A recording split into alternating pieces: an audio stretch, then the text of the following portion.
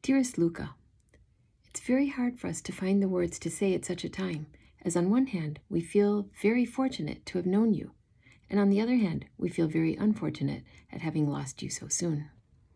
I had so much trouble putting feelings into words, and so I did not get this to you in time for you to hear it. But here it is. I was lucky to have met you when I first moved to New York City to work at the NEC Research Institute. I believe that you were my first official visitor at NEC. You came for a week and we brainstormed about sublinear time algorithms. This eventually led to continued meetings at Columbia and eventually our work with Bernard Chazelle on sublinear time algorithms for minimum spanning trees. We were so happy with this paper, and to this day, I teach it early on in my sublinear time algorithms course. In the following year, you, Ron, and I spent many lovely evenings trying out the New York City restaurant scene. Of course, we avoided all Italian restaurants that serve chicken with pasta, as you declared this to be an abomination. There was also an attempt at introducing you to a lovely young woman, with your approval, of course, but at the time I did not understand why it was such a horrible failure. In the days before internet dating sites, one of our favorite cafes had 4 binders that contained forms on which people filled out the usual information regarding what they were like and what they were looking for. The binders had labels: women seeking men, men seeking women, women seeking women, and men seeking men. You looked at the binder for men seeking women and got frustrated and put it away after a few minutes.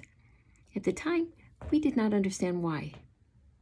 After a few months of excellent meals, we learned that our time together was coming to a close and you would soon be moving to Berkeley. Though we were happy for you and for Berkeley, we were not so happy for ourselves. We met more and more often because of the impending deadline. Then, about a month before your move, at one of these dinners, you came out to us. The specifics of that meeting are described in your blog, so I won't repeat them here. You spent the rest of that month before your trip to Berkeley coming out to various colleagues in the greater New York City, Princeton area. You had a goal of at least one such conversation every day. It was an emotionally intense period, and so we met for dinner almost every night until you left for Berkeley. At each dinner, you would report on your progress. You were very excited and happy. After the move, acclimating to your new circumstances was challenging in many ways, but you approached everything with style, a positive outlook, a sense of humor, and a keen eye for the absurd. Once, when I was about to visit the Bay Area, at a time when you were living there, I wrote to you, "Hi, Luca. I forgot to warn you that I'm in the Bay Area. Are you around?" You responded, "I preemptively fled to Italy.